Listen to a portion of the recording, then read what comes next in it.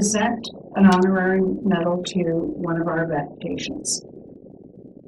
I received a phone call from the volunteer section of Samaritan looking for a vet to be present for a presentation of the medal to a Samaritan patient who was in the process of passing away, and his family wanted to honor him with the medal. I went out and made a presentation of the medal along with other people from Samaritan. It was a very rewarding thing to do for a 34-year veteran who had been in World War II, Korea, and Vietnam. Subsequent to that, the family had requested a uniform. They couldn't find a uniform to bury their father in, and I called Scott Garecki, who was a friend of mine and involved with a veterans group, retired Lieutenant Colonel in the Air Force. Let Scott tell what happened from there. Certainly, absolutely. The first thing I needed to do was to get a hold of Don and say, hey, what's the number to the family member so that I can ask some questions. It's not just as easy as going out to Target and picking something off the shelf. So I needed to ask about his insignia, his rank, and some of the other things, sizes and so forth, in order to make sure you got the proper uniform and in order to honor the veteran in a proper manner. So that's what I did and was able to do that pretty quickly and just doing my part.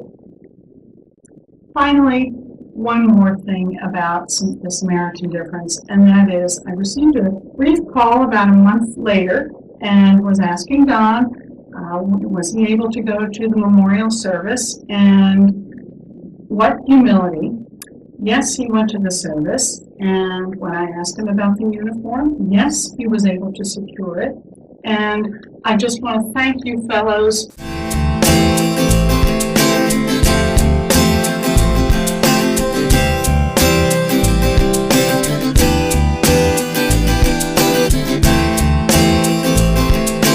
Colleen Fridge from Team D, and I'm here to tell you a story about one of my patients, Stella, and it's a story about exceeding expectations, and we created a serious wow in this one.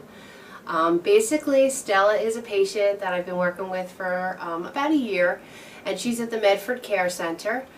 And she is a retired RN who worked for Virtua Mount Holly for many years and knows some of our doctors and every doctor and lots of people in the system. And she was kind of aware of her own decline. She was kind of aware that, you know, she's not going to get better. And at that point she said, you know, Colleen, the one thing I'd like to do is I'd like to see the ocean again. The ocean was really an important part of her life, the Jersey Shore. She owned a trailer home down there. She spent time down there with her family. In the last couple of years, Stella has lost both her husband and her son. She cared for them, and they've both passed. And she was like, you know, this is kind of something I need to get back down there. I need to go to Ocean City. I need to see the ocean again. I'd like to put my feet in the sand.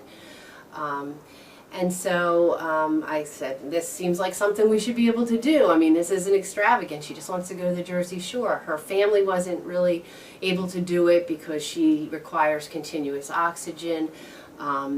You know, they have their own physical limitations and stuff, and they really felt like they wouldn't want to do it without a nurse being present. So that was part of what we asked the Dream Foundation for. But I'm going to read you an excerpt from Stella's letter, just because I think she says it best in what she's asking for. And so she says, when I think about the perfect day, it starts with being picked up in a white limo with my daughter and son-in-law and a nurse for the 90-minute drive down to Ocean City. I've never been in a limo, and I think it's about time. I think on the way down I would like to sing On the Way to Cape May, an old song that my family always sang on the way to the shore. I would like to drive past my old trailer on the way to Ocean City and get up on the boardwalk in my wheelchair and see the ocean and walk the boards. Next, I would like to have lunch at my old favorite, Clancy's by the Sea, where I plan to order a crab cake sandwich and dessert, of course. After lunch, I'd love to get out on one of those wheelchairs with the big wheels to go down onto the sand and try to get my feet wet. Ocean City provides them for free. She felt the need to add that to her letter. If I can accomplish all that, I will be ready to go home. I might even take a nap on the way back.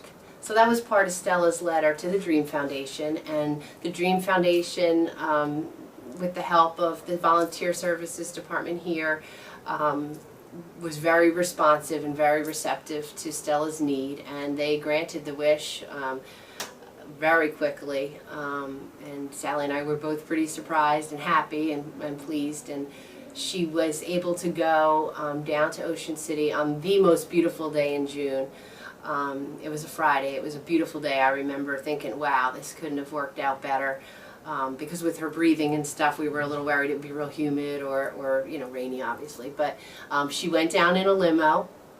Legs Limo provided her with a limo. Dream Foundation arranged for that locally, and you know, they gave them a good deal and everything. And she got to go down in her limo, and she got to do everything she said in her request. She got to walk the boards. She had her lunch, and the high point of the day was really when she got in that wheelchair with the big wheels and they pushed her down to the ocean, because not only did she get her feet wet, but she said she was up to her waist in the ocean and they could not drag her out. Finally, I think the nurse had to say, like, Stella, you know, like, we got to get out of here, we got to go. But she just had the best time, and ever since that in June, I visited her several times. Other team members have been there lots, and every time we go, she's just talking about that trip and going over it. And she's told everybody at the Medford Care Center the story a dozen times.